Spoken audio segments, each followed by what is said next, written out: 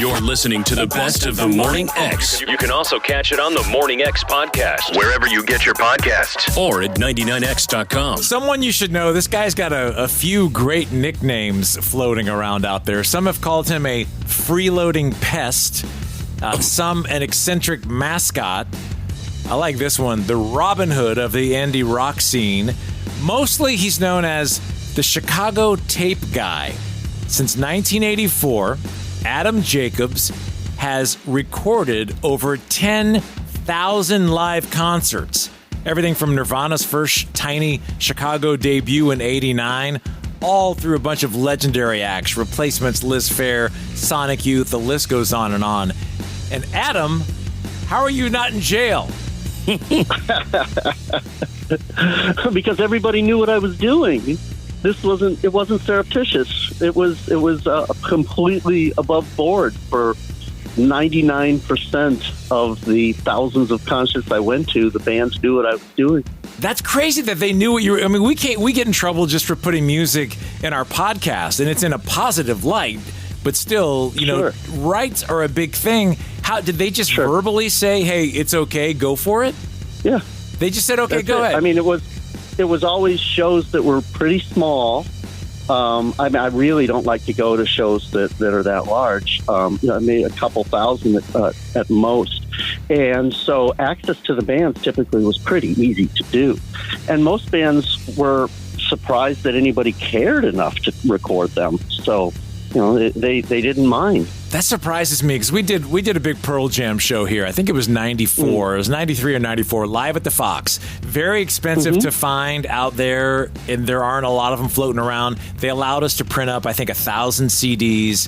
And at that time, Pearl Jam they were pretty big already. I was even shocked they would let us do that. But now that you've got this whole catalog available, you don't get any pushback from labels? I hope not. I haven't yet. The process is still new with the Internet Archive. They've been uploading shows for a little over a year, I believe, and they've got over 2,000 shows up there now, and they've got a few more years to go to finish the project.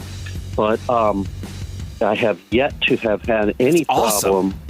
Yeah, it is. It's real awesome. Now, there are bands I have recorded who I know that over the years I have found them, not necessarily firsthand knowledge, but found them to be more difficult about things with labels and fans or whatever. Those recordings I'm holding back until I can get a good idea of whether there's going to be a problem. I'm anticipating the possibility of a problem, so I'm making it easier on everybody by saving that for later once we can try and get a hold of people so that there isn't a problem. So you're just making this incredibly huge catalog of all these live shows from small bands to huge bands, as you mentioned with Nirvana. You're not trying to monetize any of this, are you? What exactly is the end goal here? This is the end goal.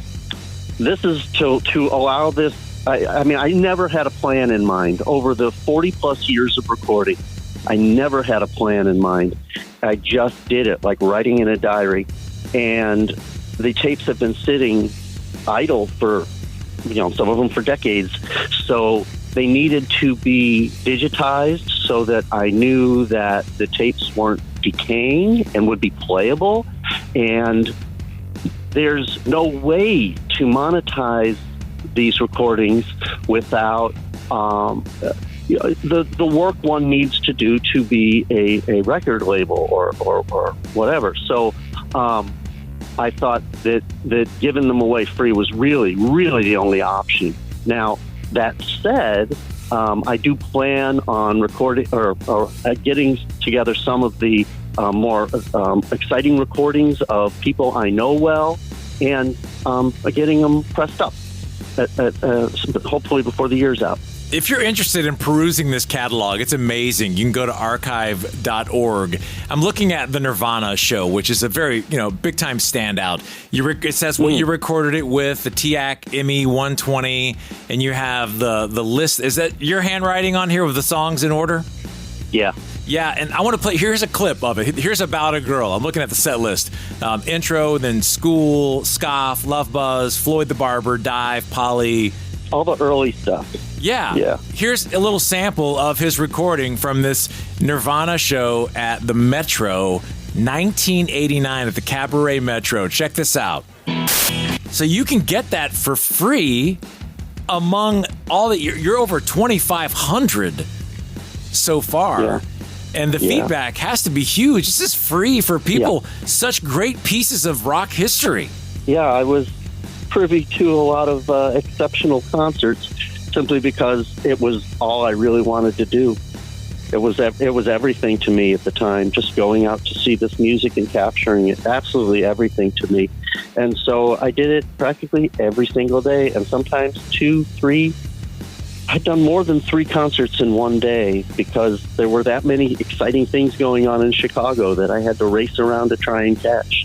Did you stick primarily to Chicago? Because I grew up in South Florida, and there was a bar, there was a place called the Button South, and I heard this little band called U2 there way back when. So I was just curious, what other venues did you get to?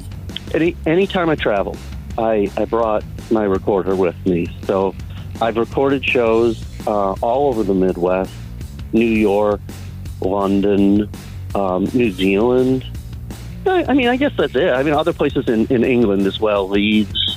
So wherever I took a vacation, if I thought there would be music to record while I was there, I typically brought my equipment with me. This is someone you should know, Adam Jacobs. It's the Adam Jacobs Collection, which you can find at archive.org.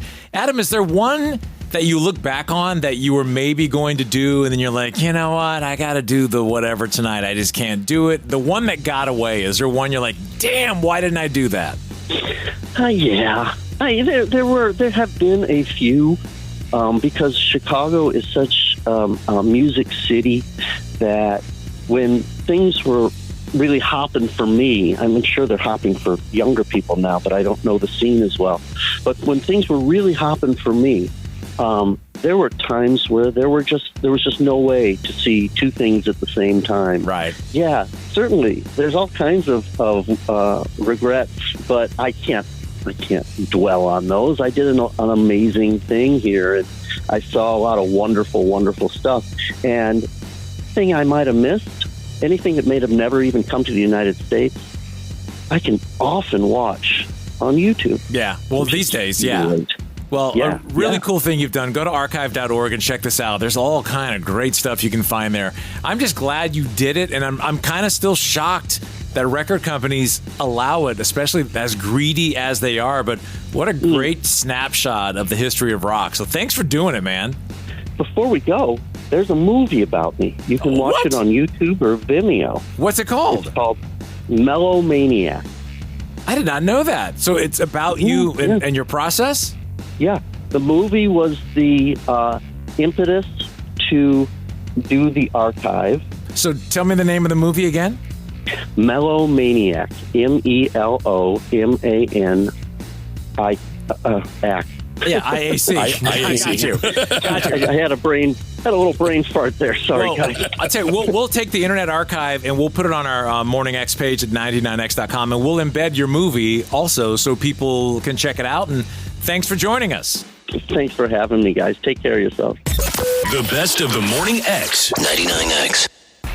Jim Rome takes on sports. I will always have a complicated relationship with this game, but people evolve. So do sports. Do not make me regret this. Do not make me devolve back to that guy that so many clones wish that I still was. And do not embarrass the entire country. Now, I can go back. I can get there fast. Lose tonight, and you got a real problem. Do not blow it. The Jim Rome Show podcast. You've been warned. Follow and listen on your favorite platform.